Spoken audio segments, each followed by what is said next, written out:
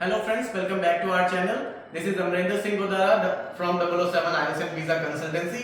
आज इस वीडियो में हम बात करने जा रहे हैं टेंसेस के बारे में और इस वीडियो में पर्टिकुलरली हम बात करेंगे पास्ट इंडेफिनिट टेंस के बारे में जिसे हम सिंपल पास्ट टेंस के नाम से भी जानते हैं। तो वीडियो को शुरू करने से पहले आप सबको रिक्वेस्ट करूंगा कि आप हमारे चैनल को फॉलो करें, सब्सक्राइब करें और कमेंट्स में अपने क्वेश्चंस भी पुट करें और हमारे तो चलिए शुरू करते हैं। पास्ट इंडेफिनिट या फिर सिंपल पास्ट टेंस, मैंने कल फिल्म देखी, वह स्कूल गया। तो ऐसी चीजें जो हो चुकी हैं, खत्म हो चुकी हैं, फाइनली फिनिश्ड हो चुकी हैं, ऐसी चीजों के लिए पास्ट इंडेफिनिट टेंस का यूज किया जाता है। तो पास्ट इंडेफिनिट टेंस के अंदर वर्ब का सेकंड फॉर्म यूज होता है, जैसे क्रिकेट खेला तो लाइक प्लेड यूज होगा, मूवी देखी यानी फिल्म देखी यानी वॉच्ड मूवी, राइट। तो सेकंड फॉर्म का हम इसमें यूज करते हैं। इसी के अंदर पास्ट इंडेफिनिट के अंदर चार कैटेगरीज होती हैं। अफर्मेटिव सेंटेंसेस, अफर्मेटिव सेंटेंसेस वो सेंटेंसेस होते हैं जिन्हें सकारात्मक सेंटेंसेस भी बोला जाता है, पॉजिटिव भी बोला जाता है, जिसमें नहीं आता। तो इस अफर्मेटिव सेंटेंस को बनाने के लिए ग्रामेटिकल रूल क्या है? सब्जेक्ट यानी कर्ता, किसी काम को करने वाला, किसी सेंटेंस में कोई काम करने वाला तो होगा ही। वर्ब का सेकंड फॉर्म आएगा उसके बाद, देन ऑब्जेक्ट, बाकी जो चीजें सेंटेंस के अंदर है वो सब ऑब्जेक्ट है, सब्जेक्ट काम को करने वाला, वर्ब का सेकंड फॉर्म एंड देन बाकी सब कुछ जो कुछ बच गया है सेंटेंस के अंदर। इसके बाद हम बात करेंगे नेगेटिव सेंटेंस की। नेगेटिव में जो रूल फॉलो करना है वो थोड़ा सा डिफरेंट है। इसमें वर्ब का सेकंड फॉर्म नहीं जाएगा, सब्जेक्ट प्लस डिड आएगा क्योंकि पास्ट फॉर्म है, डिड पास्ट को रिप्रेजेंट करेगा, प्लस नॉट प्लस वर्ब का फर्स्ट फॉर्म यानी बेस फॉर्म यूज होगा। देन उसके बाद हम ऑब्जेक्ट का यूज करेंगे। इंटेरोगेटिव सेंटेंसेस, इंटेरोगेटिव सेंटेंसेस को प्रश्नवाचक सेंटेंसेस भी बोलते हैं, प्रश्नवाचक वाक्य भी बोलते हैं।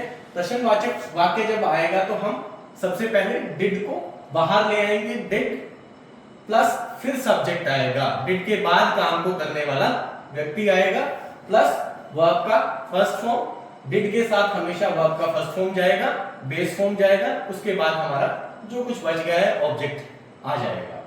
देन लास्ट आता है WH family sentences. WH family कौन, कब, कहां, कैसे, ये सब इंक्लूड होंगे इसमें।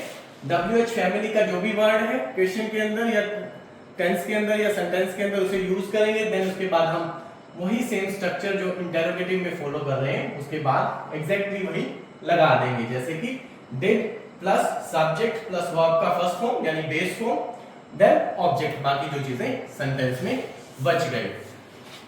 तो इन सेंटेंसेस को करने के लिए हमें करना क्या होगा? दो चीजें याद रखनी है। वर्ब का सेकंड फॉर्म यूज करेंगे अफर्मेटिव सेंटेंस में, और अगर नेगेटिव सेंटेंस है तो डिड प्लस वर्ब का फर्स्ट फॉर्म। कुछ एग्जांपल्स हम इसके लिए ले लेते हैं।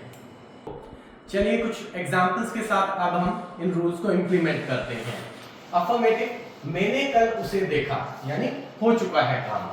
I saw him yesterday. I is the subject here.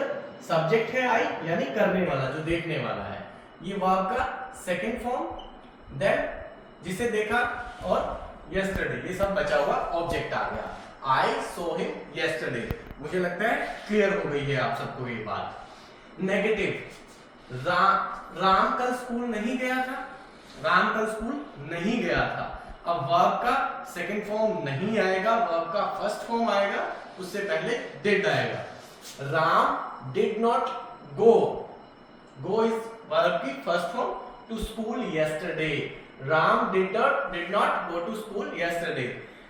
अगर जो एडवांस स्पीकर्स हैं स्पीकिंग में डिडंट बोल सकते हैं, डिड नॉट को कॉन्ट्रैक्शन फॉर्म में बोल सकते हैं आप, डिडंट। क्या तुम कल वॉक पर गए थे?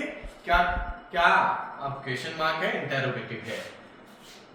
डिड बाहर आ गया, did you go for a walk yesterday? क्या तुम कल वॉक पर गए थे?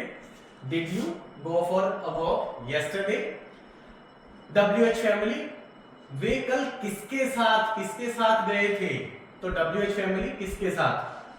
Whom did they go with yesterday? Whom WH family का पार्ट है, देन बाकी सारा रूल हमने इंटेरोगेटिव का लगाया। Whom did they go with yesterday. I hope अब तक आपको बिल्कुल समझ आ रहा होगा। इस एक्सरसाइज को आप प्रैक्टिस करिएगा। प्रैक्टिस के बिना आपको रूल्स आपके दिमाग में नहीं बैठेंगे, तो इंश्योर कीजिएगा। मैं एक पीडीएफ अटैच कर दूंगा डिस्क्रिप्शन बॉक्स में इस वीडियो के साथ। उस वीडियो के अंदर आपने सिंपल टेंसेस ही होंगे, सबने प्रैक्टिस करने हैं। और एक सेंटेंस मैं आप सभी को अभी दे रहा हूं, कमेंट बॉक्स में आप करके बताइएगा, उसको ट्रांसलेट इंग्लिश में कन्वर्ट करके बताइएगा। राम ने कल फुटबॉल खेला, तो सभी ने आपने इसका इंग्लिश वर्जन बना करके कमेंट बॉक्स में जरूर डालना है और कमेंट्स में बताना है हमारा वीडियो कैसा लगा। और मेक श्योर कीजिएगा कि पूरा सीरीज आप हमारा देखें ताकि आपको टेंसेस के बारे में प्रॉपर क्लैरिटी हो जाए। Thank you.